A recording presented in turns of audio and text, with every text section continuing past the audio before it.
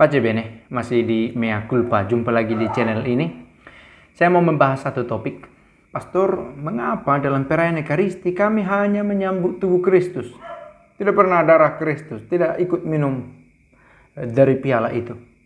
Atau ada juga dalam kegiatan lain, mencelupkan hosti ke dalam anggur, menyambut tubuh dan darah Kristus. Mengapa? Hanya roti saja, hanya tubuh Kristus. Oke, saya mau menjawab itu dengan memakai dokumen Pedoman Umum Missale Romawi nomor 283, 284, juga 285. Dikatakan bahwa diberi kemungkinan untuk menyambut dalam dua rupa. Menyambut tubuh dan darah Kristus dalam hal-hal yang diatur dalam buku rituale.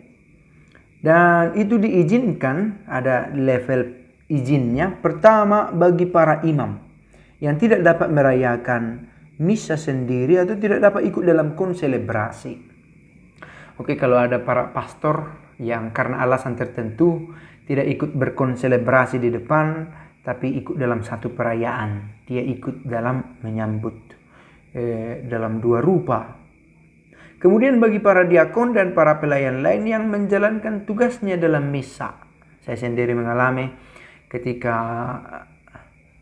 menjadi diakon, pelayan altar, dalam arti sebagai diakon, menyambut dalam dua rupa, bahkan juga merapikan meja itu, altar itu, dan menghabiskan anggur yang adalah tubuh Kristus, kita mengerti dalam terang iman, di meja perjamuan, di altar itu sendiri. Kemudian siapa yang menerima dalam dua rupa? Bagi para anggota komunitas biara dalam misa konventual.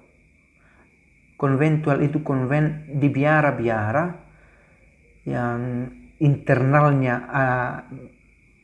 misa internal di biara, atau juga disebut sebagai misa komunitas. Juga bagi para seminaris dikatakan menyambut dalam dua rupa, dan semua yang mengikuti retret, pertemuan rohani atau pastoral. Jangan-jangan kita pun pernah mengalami itu. Karena satu dan lain hal kita ikut misa di biara dan kita juga ikut menyambut dalam dua rupa dengan cara mencelupkan hosti ke dalam anggur. Uskup setempat dapat menentukan kaidah, aturan-aturan komuni dua rupa untuk keuskupannya. Boleh misalnya atau tidak usah, demi kelancaran praktek liturgi kita, karena sangat banyak, tidak usah semua. Contohnya itu adalah kebijakan uskup untuk keuskupannya. Kaidah seperti itu harus dipatuhi juga dalam kapel biara dan dalam perayaan dengan kelompok kecil. Katakanlah misalnya ada satu biara mengadakan misa harian bersama dengan banyak umat, maka uskup berkata sepertinya tidak usah. Contoh, uskup memiliki otoritas juga dalam liturgi di wilayah keuskupannya. Uskup diosesan juga berwenang memberikan izin kepada imam yang memimpin misa untuk melaksanakan komuni dua rupa kalau dianggap baik. Ini sebaliknya, bukan hanya larangan tetapi juga mengizinkan. Silahkan buat untuk menghidupkan semangat umat yang telah sekian lama tidak pernah menyambut, contoh. Atau karena alasan-alasan pastoral lain bisa juga dibuat. Ini dapat dilaksanakan asal umat beriman sudah diberi pengarahan dengan baik. Tidak banyak atau besar kemungkinan ada sakrilegi atau apalah, pencemaran. Bahaya pencemaran sakramen atau perayaan menjadi kacau balau karena jumlah umat yang terlalu besar, terlalu banyak. Sehingga hanya membagi hosti bisa sampai 1 jam. Misalnya pesta Kristus Raja, pesta pelindung gereja, hari raya Natal, hari raya Paskah, dan hari-hari besar lain yang umat membludak datang. Karena ada juga kebiasaan umat rajin di Natal dan Paskah. Selebihnya kita tunggu tahun depan. Kalau komuni dilaksanakan dalam dua rupa, nomor 284. Seturut ketentuan, piala dilayani oleh diakon. Ada yang memegang piala. Pernah saya lihat juga itu rupanya tidak sesuai secara liturgis juga. Dibuatlah piala dan siburi di atas meja kecil, dan umat mengambil French manner, ambil sendiri. Dan itu ya pelayannya tidak ada. Dan itu juga secara liturgis tidak tepat sekurang-kurangnya menurut misalnya ini pedoman umum misalnya Romawi, karena dikatakan diakonlah kalau tidak ada imam lain yang memegang piala tempat anggur, lalu kemudian imam memegang sibori, apakah dan dicelupkan untuk kemudian dimakan oleh umat, disambut.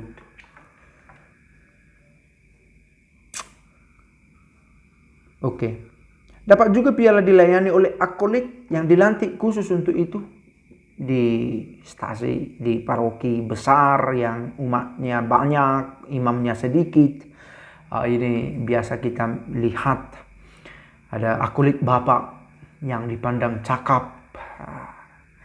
Ada juga di antara kita yang saya pikir di penonton Mea Culpa ini yang menjadi akolit di tempat di mana dia berada. Pelayan luar biasa, tapi seringkali ternyata kami luar biasa.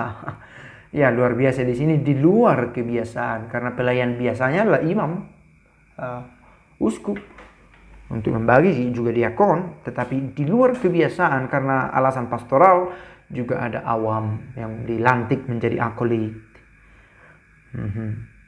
Kalau terpaksa, piala juga dapat dilayani oleh anggota jemaat yang diberi tugas hanya untuk kesempatan yang bersangkutan, bukan menjadi setiap saat. Alasan pastoral sekali lagi, tidak sanggup tangan pastor untuk memegang itu semua, atau alasan lain, situasi, tempat, dimintalah seorang umat yang dipandang cocok untuk itu, untuk hari itu. Bukan kemudian akhirnya minggu depan dia maju untuk, ya saya sudah dipilih pastor untuk membagi. No, itu untuk pada hari itu, kecuali sudah dilantik menjadi akolit. Dan kalaupun sudah dilantik menjadi akolit, tentu sesuai dengan instruksi dari pemimpin perayaan sendiri, apakah akolit diikut sertakan, atau kalau ternyata umat hanya ada 20 orang, saya akolit, imam adalah pelayan dalam perayaan itu, ikut untuk membagi. Seluruh darah Kristus yang tidak habis ketika umat menyambut dalam 2 rupa ternyata masih ada, itu dihabiskan, diminum pada altar oleh imam. Diminum pada altar oleh imam atau diakon atau akolit yang dilantik pada waktu itu, dan kemudian membersihkan serta mengatur kembali bejana-bejana kudus seperti biasa. Oke, proses pembersihan itu yang dalam misalnya Romawi dikatakan sebenarnya tidak harus dibersihkan pada waktu itu. Bisa saja ditunggu, ya disisihkanlah dulu sampai nanti berkat selesai, maka bisa dirapikan. Tetapi di sini dikatakan ya dirapikan pada saat itu, seraya saat hening setelah umat menyambut. Kalau komuni anggur dilaksanakan dengan minum langsung dari piala, hendaknya disiapkan beberapa piala atau 1 piala yang cukup besar. Tetapi hendaknya diusahakan jangan sampai darah Kristus tersisa terlalu banyak. Ada juga begitu. Supaya hemat sedikit di anggur. Lalu pastor bilang, suster, rindu juga menyambut darah Kristus lebih banyak. Jangan juga terlalu banyak. Nanti pastornya setelah misa agak pusing juga. Karena ada toh tidak semua orang merasa nyaman dalam arti terbiasa untuk minum anggur yang kemudian dalam terang iman kita mengerti sebagai darah Kristus.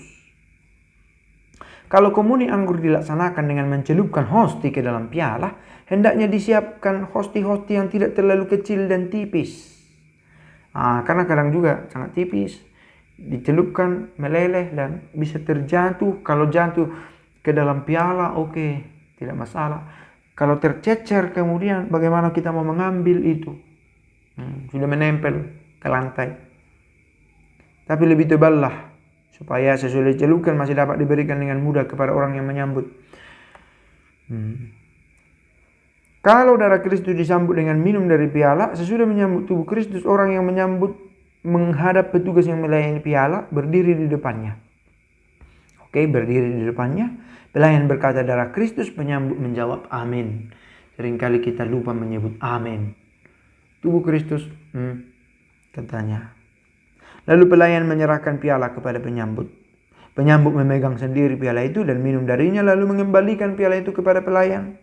Kemudian penyambut kembali ke tempat duduk dan sementara itu pelayan membersihkan bibir piala dengan purificare untuk membersihkan itu.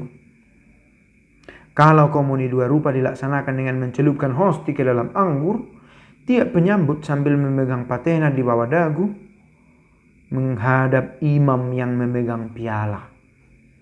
Di samping imam berdiri pelayan yang memegang bejana kudus berisi hosti.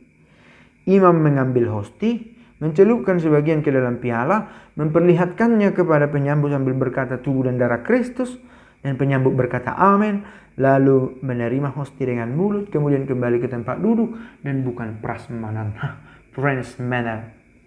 Ambil sendiri, celup sendiri, pergi sendiri.